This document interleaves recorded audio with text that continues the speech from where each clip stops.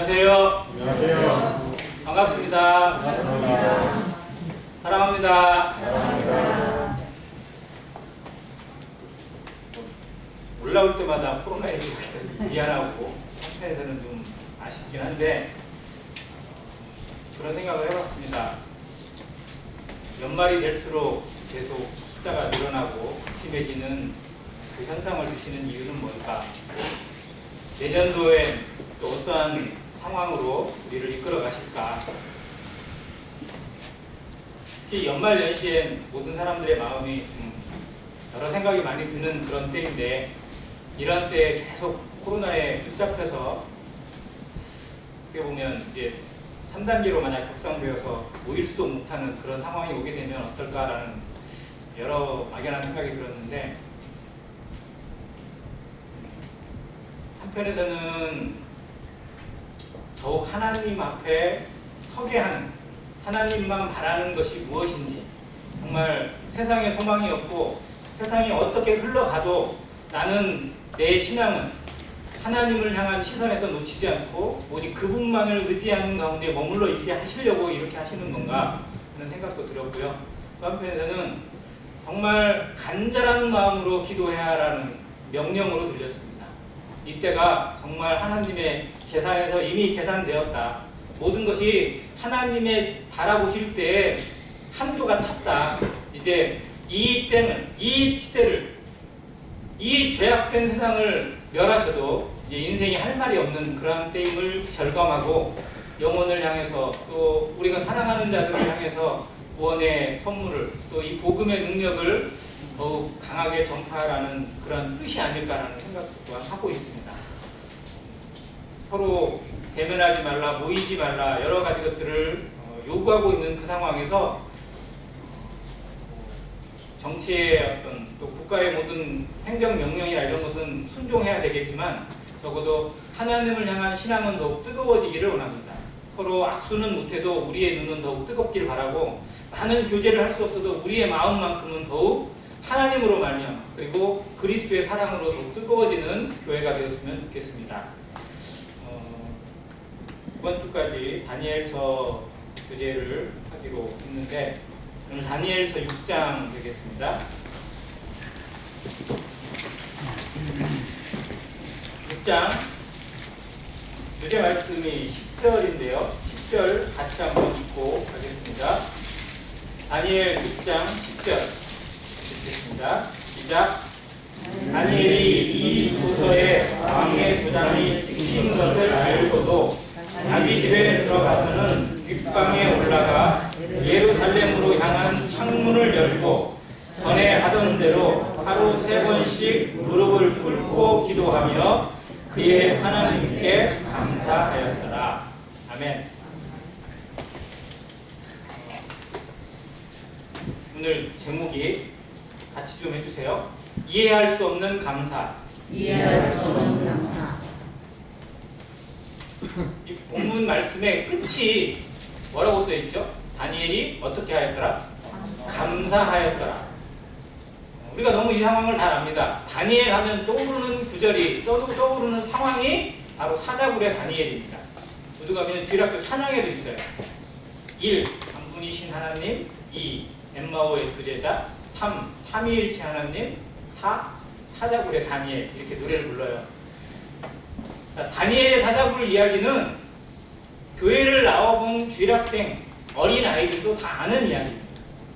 다윗이 골리앗과 싸운 이야기, 모세가 홍해바다를 가른 이야기, 노아가 방주를 지은 이야기, 그리고 또 유명한 사건 하면 요나가 물고기 뱃속에서 했던 그 사건들, 예수님의 오병이어, 십자가 사건, 이런 것처럼 유명한 사건이에요. 교회를 안 나와본 사람도 한 번쯤은 들어볼 만한 이야기입니다. 근데 이 말씀을 통해서 우리가 배워야 될, 또 우리가 깨달아야 될 내용이 뭐냐면 감사라는 겁니다. 도저히 감사할 수 없는 상황에, 감사가 나오지 않는 상황에, 아니 오히려 원망과 불평과 탄식이 나와야 되는 상황에 그는 감사를 드렸습니다. 어떻게 다니엘은 이런 감사를 드릴 수 있었는지, 또 그 감사의 핵심 속에 그의 마음이 어떻게 담겨 있는지, 그리고 그 감사를 통해서 하나님의 의가, 하나님의 복음이, 하나님의 영광이 어떻게 드러났는지를 성경이 보여주고 있다는 사실입니다. 또한 이 시대를 만난 우리들에게도 2020년 한 해의 마지막, 그리고 2021년이 환하게 밝아오는 것이 아니라 오히려 좀 암담하게 다가오는 이 시기에 정말 성도는 무엇으로 감사해야 하는지, 나의 감사 제목은 어디에 있는지, 우리는 어떠한 감사를 매일 범사에 드리고 있는지 한번 돌아보는 시간이길 바랍니다. 감사 드리나요? 좀 많이 감사가 되시나요? 정말 무엇으로 감사드리나요? 그냥 습관적으로 아침에 식사 시간에 감사드리는 감사가 아니라 정말 절대절명의 순간에서도 하나님 앞에 감사할 수 있는 성도는 세상이 감당할 수 없습니다. 세상이 어떻게 할 수가 없어요. 요동하지 않습니다. 사단이 그를 자꾸 흔들 수가 없어요. 그리고 세상의 모든 사람들 앞에 하나님을 드러내는 삶을 살게 하십니다. 우리가 그러한 성도의 삶을 살아갈 수 있는 믿음의 용사들이 되고 믿음의 일꾼들이 되어져서 이 마지막 코로나 시대에 하나님을 드높일 수 있고 예수 그리스도의 복음을 우리의 삶으로, 우리의 인격으로 전할 수 있는 성도가 되시기를 간절히 바랍니다. 6장 1절부터 잠깐 보겠습니다. 다리오가 자기의 뜻대로 고관 120명을 세워 전국을 통치하게 하고 또 그들 위에 총리 셋을 두었으니 다니엘이 그 중에 하나라. 이는 고관들로 총리에게 자신의 직무를 보고하게 하여 왕에게 손해가 없게 하려 함이었다. 시대가 5장 후반부에서 바뀌었습니다. 바벨론 왕 마지막 벨사살 왕이 죽임을 당하고 이제 그 나라를 얻게 된 새로운 왕이 다리오로 세워집니다. 근데 지난 시간에 말씀드린 것처럼 이 페르시아 제국을 통치하고 바벨론을 멸망시키고 새로운 왕조를 연 왕은 다리오가 아니라 고레스입니다. 근데 여기엔 다리오를 왕으로 세워놨어요. 그리고 6장 마지막 절에 보면 이 다니엘이 다리오 왕의 시대와 다사 사람 고레스 왕의 시대에 형통하였다고 기록되어 있습니다. 그 시대가 고레스의 시대임을 여기서 보여줘요. 근데 이 지역을 다스리고 있는 왕은 다리오 왕입니다. 그것은 고레스가 젊은 사람이었기 때문에 자기보다 연륜이 있고 노련하고 또 어떤 사람들에게 평안함을 끼칠 수 있는 다리오를 그 지역을 다스리는 사람으로 대신 세워서 모든 왕국이, 모든 민족이 하나로 형통될 수 있도록 하는 중간의 조치로 이 다리오를 세운 것입니다. 그리고 다리오가 나를 다스릴 때 120명의 통치자, 어떻게 보면 지휘관들이죠. 이런 사람을 세우고 그 위에 총리 셋을 두어요. 그리고 그 총리들에게 보고하게 하고 모든 일이 왕의 뜻 가운데서 손해가 없고 나라가 더 형통해질 수 있도록 이끌어갑니다. 그런데 그 총리 셋 중에 하나가 바로 다니엘입니다. 당시에 다니엘의 나이는 성경에 나와 있잖아요. 그런데 대충 짐작했을 때 90세 전후입니다. 안 돼도 90세 거의 가량 됐어요. 왜냐하면 10대 한 중반 정도의 포로로 이 바벨론에 끌려옵니다. 그리고 70년의 포로 기한이 찼어요. 이스라엘 왕국, 이스라엘 포로로 왔던 이스라엘 민족과 다음 세대들은 고레스가 풀어줘요. 너희故토로 돌아가라. 예루살렘 성전을 지어라. 라고 이미 그 일이 일어난 뒤에요. 고레스 왕 원년에 그것을 선포했기 때문에. 그래서 포로 시대가 끝났어요. 포로의 1차 포로가 귀환했습니다. 근데 다니엘은 이제 그 나라에서 해야 될 일이 남아있었던 거죠. 그러면 새로운 시대가 시작되고 나서 따져보면 15세로 잡아도 85세고 이제 좀 지나고 났으면 거의 90세가 약됐습니다. 90세의 나이에 총리가 되었다. 이미 은퇴를 해도 한참 지날 나이에 새로운 왕조가 들어왔는데 다니엘이라는 사람을 불러서 총리로 세웠다. 그리고 그 총리 중에서도 제일 늦음으로 전국을 총리하게 했다라는 사실은 하나님의 은혜가 아니면 설명이 안 되는 상황입니다. 자, 다니엘은 바벨론 왕에 있을 때 느부갓네살 당시에도 중용됐던 사람이에요. 그리고 그때도 느부갓네살에서 총애를 입고 나라를 정말 어떻게 보면 잘 다스렸던 그런 사람이에요. 지휘관이었어요. 그런 관리였어요. 근데 좀 엄밀히 얘기하면 자매님들이 사익감으로 제일 원하는 성경 인물을 뽑을 때 다니엘 같은 사람을 많이 뽑는데요. 자매님들 사위를 얻는다 생각하면 다니엘 같은 사위 마음에 드시죠? 근데 다니엘은 사이가 못 돼요. 왜요? 다니엘은 환관이에요, 환관. 평생 결혼 안 했어요. 자녀가 없어요. 그는 어릴 때 환관으로 붙잡혀갔어요, 거기서. 그러니까 다니엘은 결코 행복한 인생이 아니에요. 우리가 생각하면 비참하고 정말 처참한 인생이에요. 그의 인생 전체가 자기의 것은 하나도 누리지 못하고 어떻게 보면 정말 끌려와서 어릴 때 포로로 끌려와서 평생을 그렇게 산 사람이에요. 누가 봐도 원하지 않는 삶을 살았어요. 그런데 우리가 볼 때는 다니엘은 믿음의 사람, 의인, 하나님의 사람 이것만 보여요. 근데 막상 그렇게 살라고 하면 누가 살아요? 우리가 그렇게 살 수 있어요? 그걸 원하세요? 내 자녀가, 내 아들이 평생 환관으로 고자가 되어서 살아간다 그러면 그걸 원하세요? 그게 하나님 앞에 기도 제목이 될 수 있으세요? 다니엘처럼 살겠다라는 의지 쉽게 하는 말이 아닙니다. 하나님의 사람, 하나님의 일꾼으로, 하나님의 사역자로 산다는 것이 우리 말처럼 그렇게 쉽게 나올 수 있는 말은 결코 아니에요.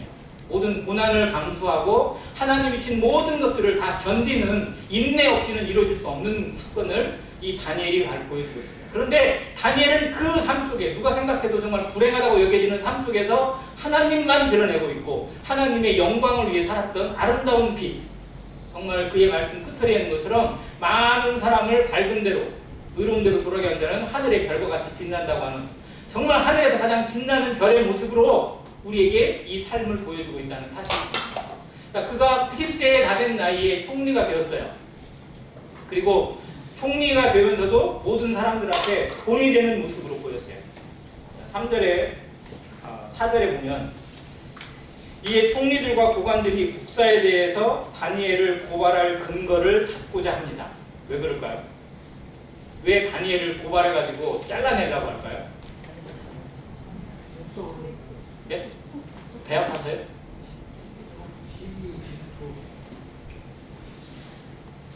자, 다니엘과 함께 총리가 된 사람이 둘이 더 있어요. 그리고 그 밑에 지휘관들이 있어요. 자, 이 사람들이 새로운 왕조에서 새로운 왕조가 시작됐잖아요. 자기들이 정말 새로운 모습에서 뭔가 자기가 얻을 것이 많아요. 그 나라에서 얻을 것이 많고 뭔가 누릴 게 많아요. 그런데 그걸 누려요, 못 누려요? 못 누려. 왜요? 다니엘이 그냥 술자리 딱 잡고 어떤 사람도 자기의 이익을 취하거나 이렇게 하는 것을 용납을 안 해요. 오직 그의 국가를 위해서, 백성들을 위해서, 그리고 왕의 어떤 영광을 위해서 모든 통치가 이르도록 일사불란한 모습으로 통제를 하고 있어요. 그러니까 내가 좀 콩콩으로 얻어먹어야 되는데 다니엘 때문에 아무것도 못하는 거예요. 왜? 다니엘이 흠이 없어요. 그리고 모든 일이 우선순위가 딱 정해져 있는 거예요. 행여라도 뭐 뇌물을 받아먹거나 이런 사람들은 그냥 얄짤없이 그냥 다 잘리는 거죠. 이런 모습을 보니까 왕이 무서운 게 아니고 다니엘이 무서운 거예요. 왜 저런 사람을, 저렇게 늙어 빠진 사람을 총리로 세워가지고 우리를 꼼짝 못하게 만드는가? 그런데 저 사람을 왕이 너무나 신이 많으니까 이제 찾아내야 되는 거예요. 저 사람을 잘라낼 만한 뭔가 흠을 찾아야 되고 잘못한 것을 찾아야 되고 부정한 것이 있는가 뒤져야 돼요. 그래서 뒷조사를 해요. 그런데 찾아볼 수가 없어요. 4절에 이렇게 나와 있어요. 찾고자 하였으나 아무 근거, 아무 허물도 찾지 못하였으니 이는 그가 충성되어 아무 그릇됨도 없고 아무 허물도 없음이었더라. 에스겔서에 보면 구약의 3대 의인이 나옵니다. 자, 누구죠? 욥, 다니엘, 또 하나 누구예요? 노아예요. 자, 근데 노아도 욥도 저는 따져보면 참 아쉬움이 많은 사람이에요. 노아는 포도주 먹고 이게 좀 취해가지고 좀 그런 것이 아쉽고, 욥은 정말 그 의인인데 실제로 나중에 보면 하나님 앞에 따지고 막 이렇게 항변하는 그런 모습을 보면 아쉬워요. 근데 다니엘은 정말 그런 아쉬움이 하나도 없는 인생이에요. 그러면서 보면 제일 다니엘이 그 의인이라는 칭호에 가장 적합한 사람이 아닐까 싶을 정도인데 여기도 그렇게 나와 있어요. 찾아보려고 찾은데도 그 120명이나 되는 지휘관들이 다니엘을 찍어내기 위해서 찾으면 얼마나 막 뒤졌겠어요. 요즘으로 따지면 정말 모든 걸 다 뒤진 거죠. 그렇게 뒤져봤는데도 찾아볼 만한 게 없어요. 그냥 그의 삶의 모든 것들이. 자, 그런데 하나님 앞에 아무 흠도 실수도 없는 사람이 있을까요, 없을까요? 있어요? 없죠. 하나님 앞에는 달도 깨끗이 못 차고 모든 것이 다 명량치 못하는데 하물며 이 벌레 같은 인생이 무슨 흠이 없겠어요. 그런데 사람의 눈에서 못 찾는 거예요. 그를 정말 왕이여 이 사람은 이런 나쁜 사람입니다. 못된 사람입니다. 잘못하는 사람입니다. 이 사람을 두면 안 됩니다라고 고소할 거리를 못 찾아요. 자, 그런데 이들이 모여서 회의를 하다 보니까 이 방법이 나오는 거죠. 5절에 보면 뭐라고 나와 있어요? 그들이 이르되 이 다니엘은 그 하나님의 율법에서 근거를 찾지 못하면 그를 고발할 수 없으리라. 자, 이들이 모여서 회의를 하다 보니까 찾아보니까 기회가 나오는 거예요. 지금 세상이 그래요. 자, 이들의 모습을 한번 생각해 보세요. 자, 그들은 새로운 왕조의 통치자가 됐어요. 지휘관이 됐어요. 관리가 된 거예요.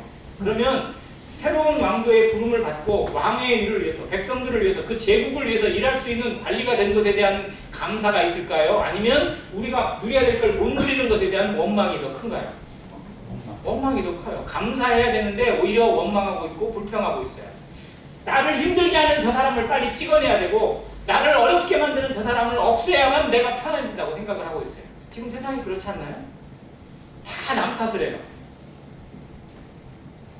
나 때문에가 아니고 누구 때문에 힘들고 누구 때문에 잘못돼 있고 그러니까 그냥 전부 다 남 탓하고 그 남 탓이 주로 어디로 돌아가냐면 정부나 뭐 국회의원들이나 이런 사람이 다 나를 힘들게 하는 사람으로 도매금을 당하고 있어요. 하나님 앞에 내 탓이라고 내 잘못이라고 회개하기보다는 저 사람을 없애달라고 저걸 없애달라고 저걸 치워달라고 저거를 바꿔달라고만 원해. 세상의 모습이 아닌가 싶어요. 믿는 사람의 마음에도 이런 마음이 정말 많다는 사실이 때로는 하나님을 얼마나 아프게 만들까 싶어요. 정말 하나님이 원하시는 건 긍휼이고 그리고 통회하는 심령인데 정말 성도들의 마음에 그 심령으로 기도하고 이 코로나가 이 세상의 이 모습이 바로 나 때문입니다. 내가 기도하지 않고 내가 전도하지 않고 내가 하나님 앞에 온전한 모습으로 서 있지 못해서 이런 일이 일어났습니다라고 통회하는 성도가 얼마나 될까요? 중국 탓입니다. 정치하는 사람들 잘못 탓입니다. 누구 때문입니다. 라고만 원망을 돌리고 있지 않은가요? 이 통치자들, 이 우리들의 모습이 어쩌면 나의 모습은 아닐까라는 두려움이 없잖아 있습니다. 우리는 이 시대를 어떻게 살아가고 있는지 남의 탓만 하고 있고 다른 사람의 원망만 하고 있고 그리고 누구 때문에 우리가 이렇게 힘들다라고 그렇게 책임 전가를 하고 있는 모습은 아닐지 그리고 찾아내기에 급급한 자기의 이익을 위해서 모든 것을 구하고 있고 궁리하고 있고 연구하고 있는 그런 모습은 아닌가 두려움이 있습니다.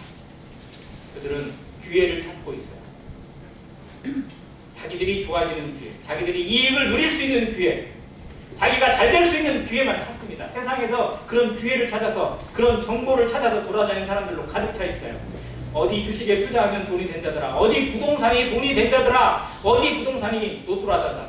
그러면서 그냥 모든 정보가 돌아다녀요. 거기에 귀를 잔뜩 기울이고 기회를 찾고 어떻게 하면 조금 더 돈을 벌을까? 어떻게 하면 좀 더 내가 좀 잘 될까? 전주에도 부동산 바람이 어떻게 보면 잘못 불어가지고 지금도 좀 어려움이 많습니다. 뭐 이걸 어려움이라고 해야 할지 어떤 사람에게 정말 좋은 기회라고 해야 할지 모르겠지만 성도들이 얼마나 현혹되고 있고 성도들의 마음 모여서 하는 교제가 만약 부동산 얘기는 하고 있고 무슨 땅이 자체더라 어디 아파트가 좋대더라 이런 얘기밖에 안 나온다면 그건 비극입니다. 하나님이 이 시대를 어떻게 마감하게 되실지 얼마나 하나님의 마음이 안쓰러운 가운데 세상을 바라보고 계신지는 생각도 못하고 어떻게 하면 이 마지막 죽어가는 땅에서 멸망하는 땅에서 조금 더 이익을 얻어볼까 생각하고 있다면 우리가 세상하고 뭐가 다르겠어요? 우리의 관심을 돌리시길 바랍니다. 우리는 그렇게 살라고 그렇게 인생을 마치라고 부르심 받은 게 아니라 정말 남들이 못 보는 세상, 남들이 안 보고 있는 세상을 바라보고 그걸 세상에 전해주고 그 가치를 알려주라고 부름받은 존재라는 사실을 기억하며 살아가길 바랍니다. 자, 이들이 기회를 잡다 보니까 다니엘의 약점이 하나가 보이는 거예요. 이게 뭐예요? 하나님은 약점이 아닙니다. 원래 그렇잖아요. 하나님을 섬기는 것은 정말로 위대한 거고 아름다운 거고 정말 누구에게나 권할 만한 거예요. 자, 당시 페르시아 제국은요 종교에 대한 자유가 있었어요. 어떠한 신을 섬기든지 그것이 나라의 위에만 되지 않으면 다 허용을 했어요. 그러니까 다니엘이 하나님을 섬기는 것에 대해서 어떻게 제재를 할 수가 없어요. 근데 이들이 그것이 유일한 약점인데 그걸 가지고 다니엘을 어떻게 죽일까 고민하다 보니까 술수가 나오는 거예요. 그래서 6절부터 이에 총리들과 고관들이 모여 왕에게 나아가서 그에게 말하되 다리오 왕이여 만수무강 하옵소서. 왕을 높여드립니다. 왕이 싫어할까요? 좋아할까요? 자기를 높이는데 누가 싫어해요? 우리도 그렇잖아요. 세상에서 정말 너만한 사람 없어 라고 얘기해주면 기분이 좋아요. 칭찬받고 화나는 사람 없습니다. 자, 근데 그 뒤에 숨어있는 술수를 알지 못하면 비극이 오는 거죠. 나라의 모든 총리와 지사와 총독과 법관과 관원, 참 이름도 많아요. 다 모였대요. 다 모여서 의논하고 왕에게 한 법률을 세우며 한 금령을 정하실 것을 구하나이다. 왕이여 그것은 곧 이제부터 30일 동안에 누구든지 왕 외에 어떤 신에게나 사람에게 무엇을 구하면 사자굴에 던져넣기로 하는 것입니다. 자, 이들이 협의한 내용은 다리오 왕을 높여드리는 거예요? 깎아내리는 거예요? 깎아내리는 거예요? 높이는 거죠. 자, 여러 신들이 있어요. 그러니까 그 신에게 자유롭게 이렇게 섬기고 있고 제사를 드리고 막 해요. 자, 그런데 30일 동안만큼은 오직 누구에게만? 다리오 왕만. 다른 신들은 다 무시하고 오직 다리오 왕만 섬길 수 있도록 법을 세웁시다. 이 나라가 새로 섰는데 왕이 그런 존경은 받나 마땅합니다. 다리오 왕은 그럴 만한 자격이 있으니까 그걸 세우십시오. 도장 찍으세요. 라고 보내드립니다. 자, 그럼 왕이 기분이 좋아요? 안 좋아요? 나만? 얼마나 기분 좋아요. 나를 섬겨준다는데. 그러니까 다리오 왕이 그냥 좋지. 그래서 오케이 하고 도장 빵 찍어버린 거예요. 자, 이 뒤에 실상은 이들이 왕을 높이려고 하는 거예요? 아니면 왕에게 손해를 입히려고 하는 거예요? 실제로 손해를 입히는 거예요. 누구를 찍어내기 위해서? 다니엘을 찍어내기 위해서. 그럼 다니엘이 제거되고 다니엘이 사라지면 왕에게 이 나라에 이익이 돼요? 손해가 돼요? 손해가 되는 거죠. 근데 손해가 끼치는 건데 자기에겐 이익이지만 그 나라나 그 사람들에겐 손해가 될 수 있는 거를 마치 위해 주는 것처럼 왕을 섬기고 왕을 높이는 것처럼 왕을 경배하는 것처럼 포장을 합니다. 이게 사단이 하는 일이에요. 세상 사람들에게 마치 자유를 주고 뭔가 특권을 주고 행복을 줄 것처럼 세상 사람들을 미혹해요. 그런데 실상은 숨겨져 있어요. 뭐가 숨겨 있어요? 그의 영혼을 노략질하는 거예요. 그게 세상에 사단이 주고 있는 것입니다. 사람을 노략질하고 있고 사람을 삼키고 있는 사단이 주는 것이 뭐냐면 바로 물질이에요. 물질에 동요되어지고 물질에 녹아버리는 사람에게 그 미끼를 던져줘서 물게 만들어요. 그리고 안 넣게 만들어요. 소돔왕이 아브라함에게 그랬어요. 물품은 네가 취하고 뭐예요? 재물은 네가 가져가고 사람은 나에게 보내. 사람. 사단이 원하는 게 뭐예요? 사람. 물이에요. 영혼을 원해요. 그러나 그 영혼을 얻기 위해서 뭐든지 다 주겠다는 거예요. 돈도 주고 뭣도 주고 다 주겠다. 그러나 너는 나한테 와라. 사단의 고도의 전략. 자기의 의욕, 야욕을 숨기고 자기가 했던 의도를 숨기고 사람들에게 보기 좋은 것들, 사람들이 현혹할 만한 것들, 속아 넘어가기 좋은 것들을 미끼를 던져주고 있습니다. 낚시하는 사람들이 미끼를 안 던지면 물고기가 물어요? 안 물어요? 안 물죠. 근데 미끼를 아무거나 던져요?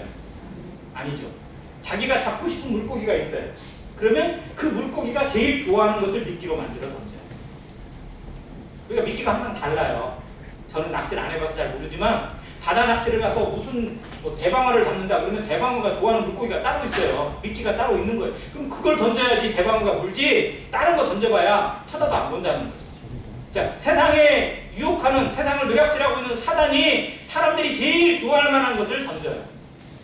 사람들이 제일 좋아하는 거 뭐예요? 돈이죠, 돈. 그러니까 돈을 던집니다. 돈이 될 만한 것들을 계속 뿌려요. 그러니까 돈에 현혹되어져서 인생을 낭비하고 있는 줄을 몰라요.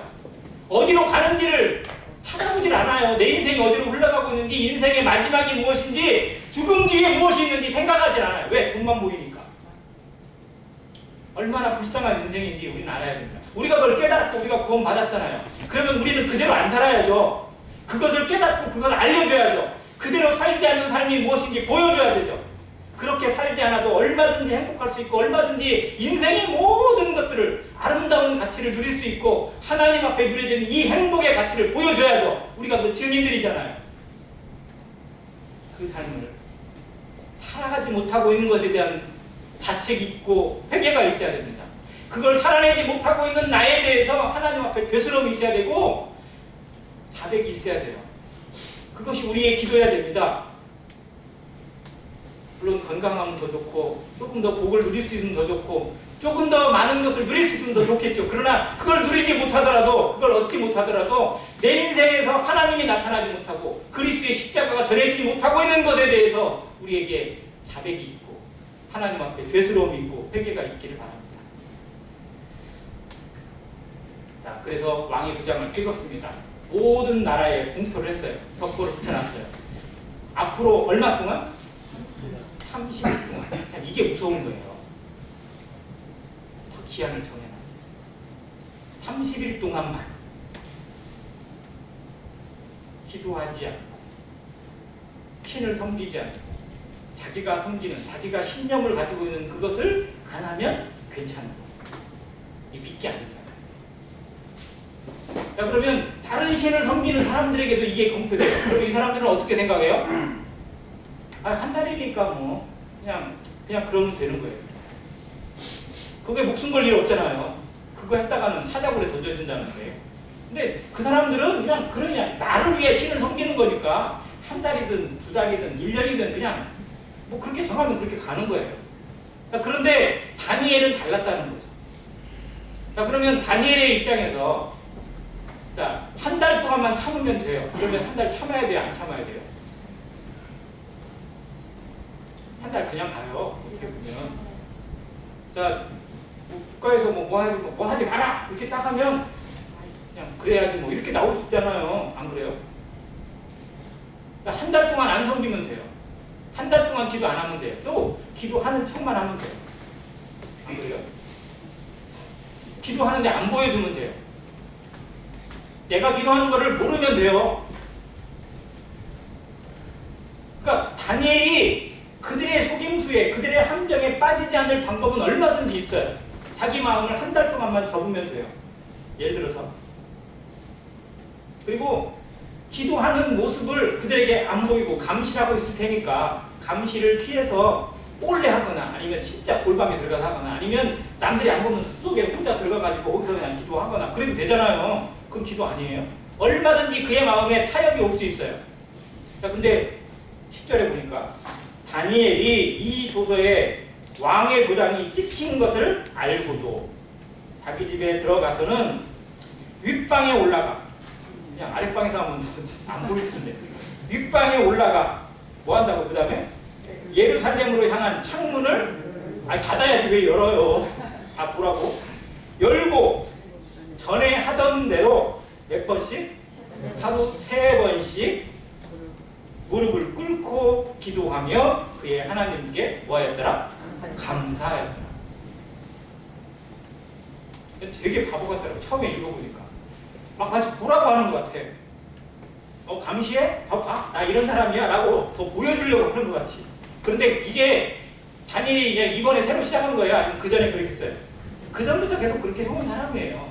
그는 사람에게 기도하고 사람에게 보이는 기도가 하는 게 아니라 오직 하나님만 향해서 기도했어요. 그래서 그의 창을 예루살렘으로 향해서 놨잖아요. 예루살렘으로 향해서. 아니, 하나님 더 가까이, 물론 예루살렘으로 향하다는 건 하나님이 안 계신 건 아닌데 그의 마음에는 적어도 그랬어요. 그리고 하던 습관대로 하루에 한 번씩만 해도 되잖아요. 남들이 안 보는 새벽에 잠깐 하든지 아니면 깜깜한 밤에 해도 되잖아요. 그런데 하루 3번. 이들이 기도하는 시간이 몇 시인지 아세요? 혹시? 하루 3번 하는 3번 기도가? 90. 네? 우리 시간으로 따져보면요. 9시, 12시, 3시예요. 제일 잘 보이는 시간대. 남들이 그냥 훤히 보는 시간대에 골라서 하는 거예요. 자, 그렇게 기도를 드려요. 마치 나 잡아가세요 라고 기도하는 것 같아요. 그런데 그의 기도 제목의 내용이 달라요. 뭐라고 기도했다고요? 그러니까 어떻게 기도했어요? 하나님께 어떻게 했다고요? 감사했어요. 자, 그의 감사 제목이 뭘까요? 다니엘은 무슨 감사를 드렸을까요? 정말 이해할 수 없는 감사 아닌가요? 그의 감사 제목이 뭘지 한번 생각해 보셨어요? 뭘 감사했을까요?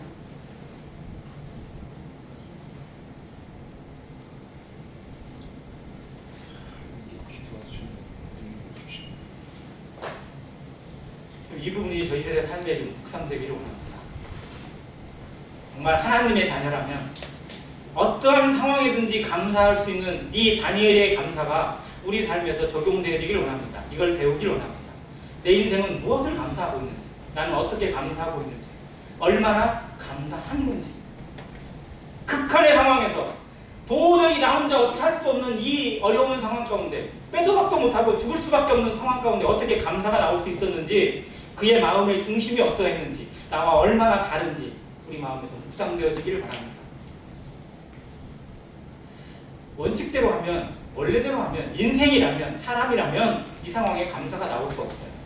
오히려 간구가 나와야 됩니다. 간구가. 어떤 간구가 나와야 돼요? 하나님, 시험에 들지 하지 마옵시고 하는 기도가 있지 않습니까? 왜 나를 이렇게 어려운 시험에 빠지게 하십니까? 이 시험에서 나를 건져주시기를 간구합니다.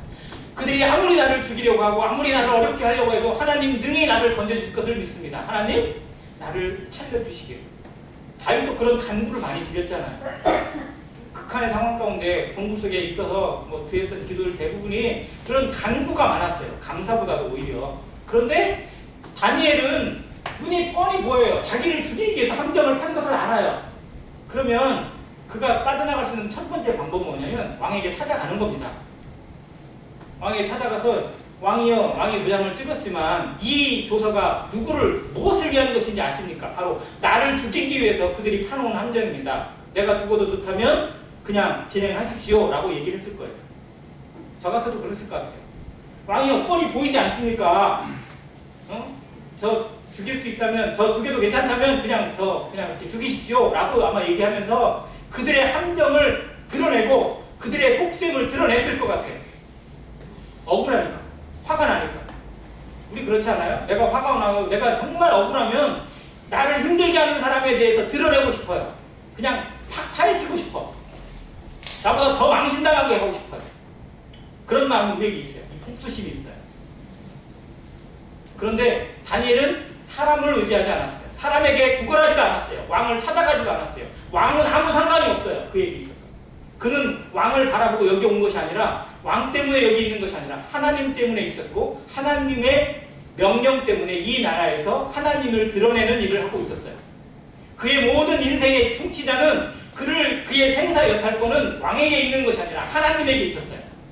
하나님이 허락하심이 없으면 그 누구도 나를 데려갈 수 없고, 하나님이 허락하시면 그 어떠한 상황에서도 나를 데려가실 거라는 걸 알고 있었습니다. 우리의 생사 여탈권은 나에게 있지 않습니다. 하나님에게 있습니다. 우리는 하나님의 것입니다.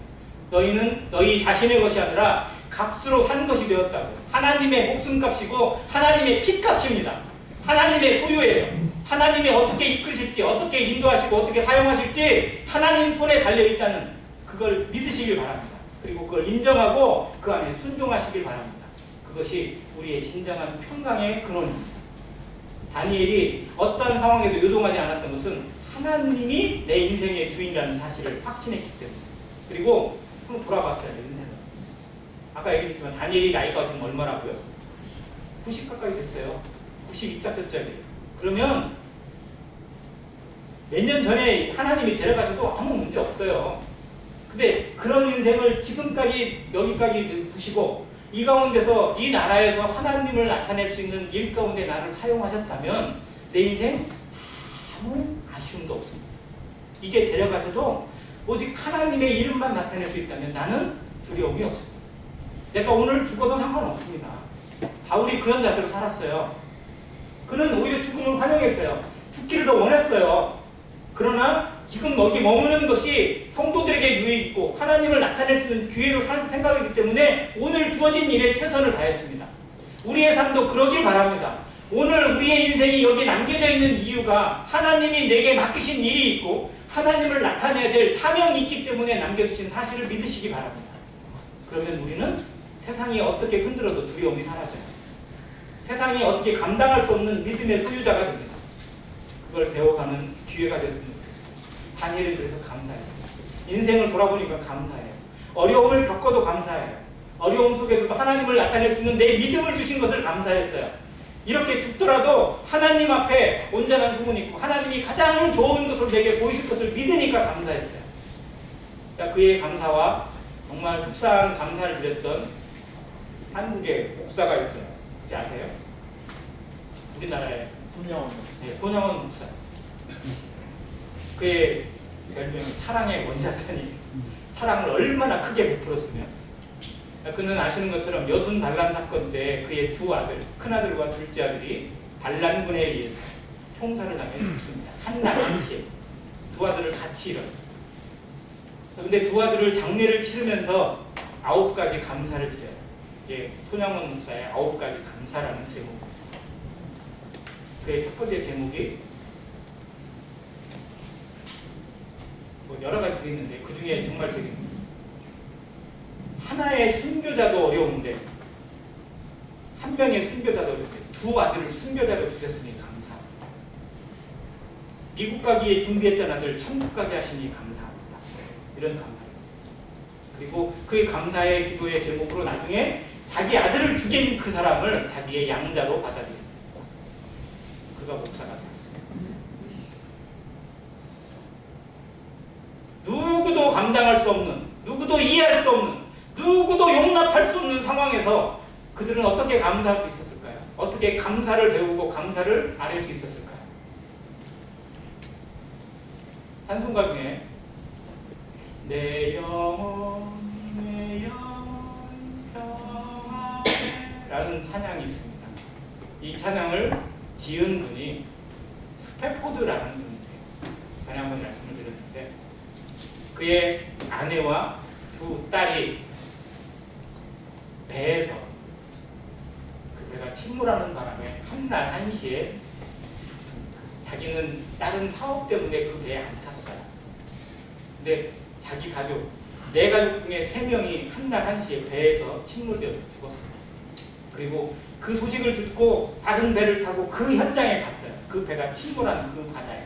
그 바다에 가서 자기 가족, 사랑하는 두 딸과 아내가 죽은 그 바다를 바라보고 그 물결을 바라보고 그 파도 속에서 부른 노래가 지은 찬양이 그 찬양이에요. 우리는 어떤 마음으로 그 찬양을 부르는지 모르지만 적어도 그의 마음을 우리가 떠올린다면 정말 남다르게 부를 거라고 생각이 들었습니다. 우리는 그 상황에 감사할 수 있을까요? 그 상황에 평강을 누릴 수 있을까요? 그 상황에 정말 하나님을 찬양할 수 있을까요? 아니 우리 원망을 쏟아놓지 않을까요? 차라리 나도 내려가라고 하나님을 향해서 욕하지 않을까요?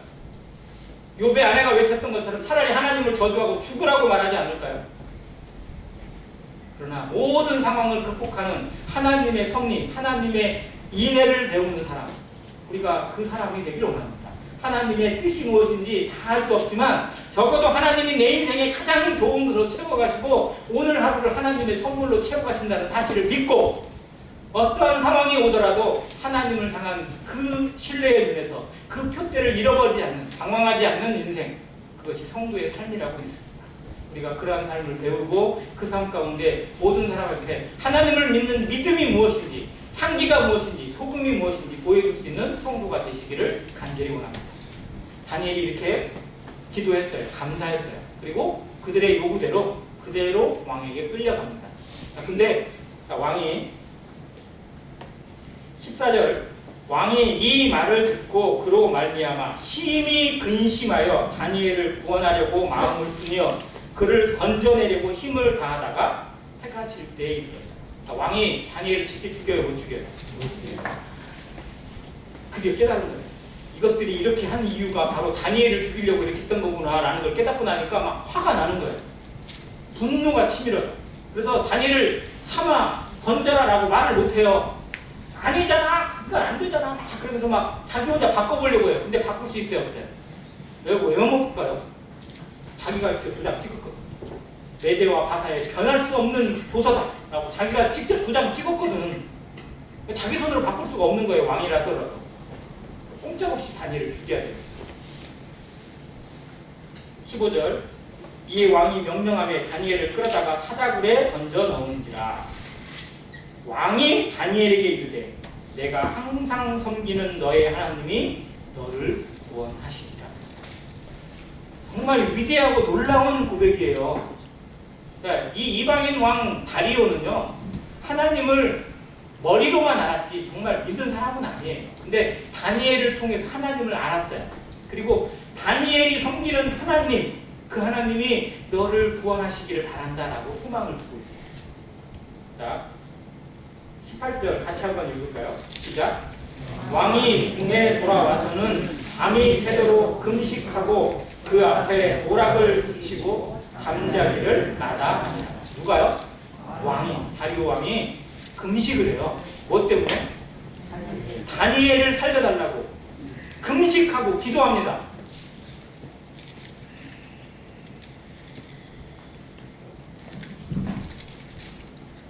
니느웨 왕이 요나의 전도를 듣고 회개를 선포하고 금식을 선포했던 거하고 정말 어떻게 비슷한 모습인 것 같아요. 사랑하는 다니엘, 정말 하나님의 사람 다니엘이 꼼짝없이 죽게 되는 이 상황에서 그가 할 수 있는 일이 이거밖에 없어요. 왕이지만 세상에 아무리 권력자라도요 할 수 있는 한계가 있어요. 하나님이 치시면, 하나님이 다루시면 아무것도 못해요.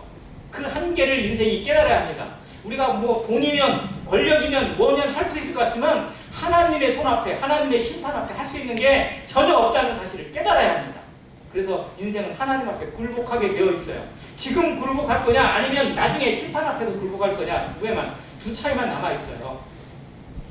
지금 굴복하시고 지금 말씀 앞에 굴복하셔서 내 인생의 주인, 내 인생의 모든 것을 다스리시는 하나님 앞에 인생을 맡기고 참된 구원의 은혜를 맛보게 되시길 간절히 바랍니다.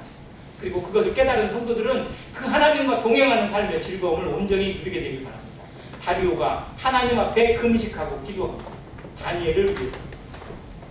몰랐던 하나님을 배우기 시작했고 하나님을 믿는 마음으로, 하나님 앞에 의지하는 마음으로 기도하는 이 다리오의 기도가 정말 하나님이 계획하신 하나님의 작품이 아닐까 생각이 들었어요. 몰랐던 이방인 왕에게 하나님이 누구신지 서서히 보여주십니다. 자, 그런 다음 새벽 일찍이 이 사자굴로 달려가요. 새벽에 일찍이. 남들보다 훨씬 빨리 잠도 안 잔 거예요. 그냥 밤 설치고 빨리 나라 새라, 동이 퍼라. 빨리 다니엘이 어떻게 되는 거 확인하러 가야 돼요. 새벽에 이왕 일어나자마자 다니엘에게 그냥 달려갑니다. 사자굴로 가서 거기서 슬피 소리질러 다니엘에게 묻되 살아계시는 하나님의 종 다니엘아, 내가 항상 섬기는 내 하나님이 사자들에게서 너를 능히 구원하셨느냐 하고 묻습니다. 죽었는지 살았는지 알 수 없잖아요. 근데 그의 마음에는 살았으면 좋겠는데 어떻게 됐을 거다. 아마 죽었을 거다. 혹시라도 행여라도 혹시라도 하나님이 살려주셨다 하고 막 묻는 거예요. 그 밑에서 다니엘이 바로 대답을 합니다. 다니엘이 왕에게 알되 왕이여, 왕은 만수무강 하옵소서. 하루 밤에 역사가 바뀌었습니다. 하나님이 일하셨습니다. 그리고 하나님의 일하심은 왕의 마음을 바꾸셨습니다. 에스더서에 보면 이것과 똑같은 상황이 나와요. 모르드게를, 그리고 유대인들을 그냥 잡아다 죽이려고 하는 하만이 계획을 하고 그걸 모든 것을 계획해놓은 그날 밤에 왕이 잠을 못 자요. 그리고 갑자기 일기를 꺼내가지고 일기를 봐요. 거기를 보니까 자기의 목숨을 구해준 사람이 나오는 거예요. 이게 모르드게였어요. 그 모르드게에게 무슨 상을 줬느냐라고 물어보니까 아무것도 안 줬다는 거예요. 그래가지고 어떻게 상을 줄까 고민하고 있다가 자기 궁 앞에 와 있는 하만, 이건 유대인을 죽이려고 요청하던 하만에게 너는 가서 모르드게에게 왕의 옷을 입히고 왕의 가마에 태워가지고 그에게 가면서 네 앞에서 외쳐라. 왕에게 존경하는 사람에게 왕이 이렇게 높여준다 라고 칭찬하라. 이렇게 얘기해요. 그리고 그날 밤에 역사가 바뀌었어요.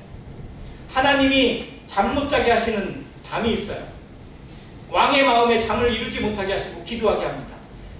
근심하며 뒤처지면서 우리에게 잠을 안 주시는 밤도 있어요. 정말 기도하라고 하시고 하나님의 뜻을 구하라고 주시는 밤이라고 믿습니다. 그 밤에 하나님의 역사가 일어나고 하나님의 살아계신 하나님의 능력이 온전히 임해서 사자들의 입을 막고 온순한 강아지처럼 다니엘 앞에 그냥 쪼그리고 앉아있게 만드셨어요. 털끝 하나도 아무것도 상관이 없이 일어나는 다니엘의 모습을 하나님이 보여주십니다. 그리고 왕이 깨닫게 되었어요. 살아계신 하나님을 건드는 것은 아무도 할 수 없는 일이구나 라는 걸 깨닫고, 그리고 24절에 왕이 말하되 다니엘을 참수한 사람들을 끌어오게 하고 그들의 처자들과 함께 사자굴에 던져놓다. 이들 다니엘을 참수하기 위해서, 다니엘을 주기 위해서 계획을 짰고 자기들의 머리를 싸맸던 사람들, 그리고 왕을 속인 사람들, 이 사람들은 나라의 반역자가 되고 말았어요. 그리고 그들의 처자들과 함께 정말 이 족속이 다 망한 거예요. 사자굴에 던져놓겠어요. 그랬더니 어떻게 됐다고요? 다니엘 앞에서는 정말 순한 양처럼 강아지처럼 잠잠했던 사자들이 그들의 몸을 보자마자 땅바닥에 떨어지기도 전에 다 박살을 내버렸어요. 이 상황을 본 다리오 왕이 조서를 다시 내립니다.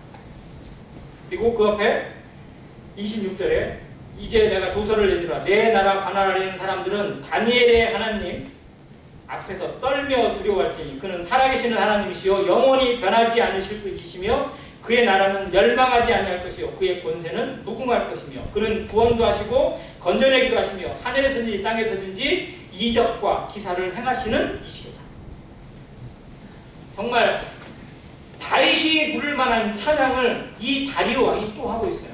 앞에서는 누가 했죠? 사장에서는 느부갓네살이 했어요. 바벨론의 느부갓네살. 근데 이제 제국이 바뀌었어요. 한 나라가 바뀌었어요. 근데 그 왕 다리오가 똑같은 찬양을 드리고 있어요. 누구를 통해서? 다니엘을 통해서 배운 하나님. 자, 그러면 다니엘은 이 수많은 이방인 왕들에게 하나님이 누구신지를 직접 몸으로 보여준 사람이에요. 그의 꿈을 해석했을 뿐만 아니라 그의 죽음을 통해서 부활의 하나님을 증거했고 살아계신 하나님의 능력을 선포한 위대한 선지자가 되었습니다.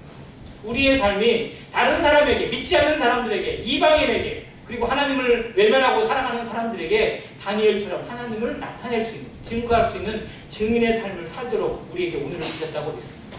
그리고 그것을 이루가는 최고의 비결이 뭐냐면 감사입니다. 세 종류의 사람이 있어요. 여기에 감사해야 될 상황에 감사하지 않는 사람들 보이시나요? 분명히 감사해야 되고 만족해야 되는데 만족이 없어요. 세상 사람들과 똑같은 이 통치자들, 다니엘을 참수했던 사람들이 있어요. 그리고 깨닫고 감사하는 사람 누구예요? 다리오 왕이죠. 그리고 범사에 감사하는 성도 다니엘. 우리는 어떤 성도인가요? 어떤 사람인가요? 하나님 앞에 어떤 감사를 배우고 있고 어떻게 감사하는가요? 데살로니가전서 5장 16절부터 18절까지 우리가 너무나 잘 아는 말씀이 있습니다. 항상 기도하라, 쉬지 말고 기도하라, 범사에 감사하라. 이것이 그리스도 예수 안에서 너희를 향하신 하나님의 뜻이라고 우리가 암송하고 있습니다. 암송만 할 게 아니라 정말 범사에 감사할 수 있는 성도, 감사를 배우고 감사를 나타낼 수 있는 향기로운 성도의 삶을 안행교회 모든 성도들이 살아내길 바랍니다. 코로나가 힘들지만 코로나로 오히려 감사할 수 있는, 코로나로 인해서 더욱 감사를 배울 수 있는 기회가 되기를 또한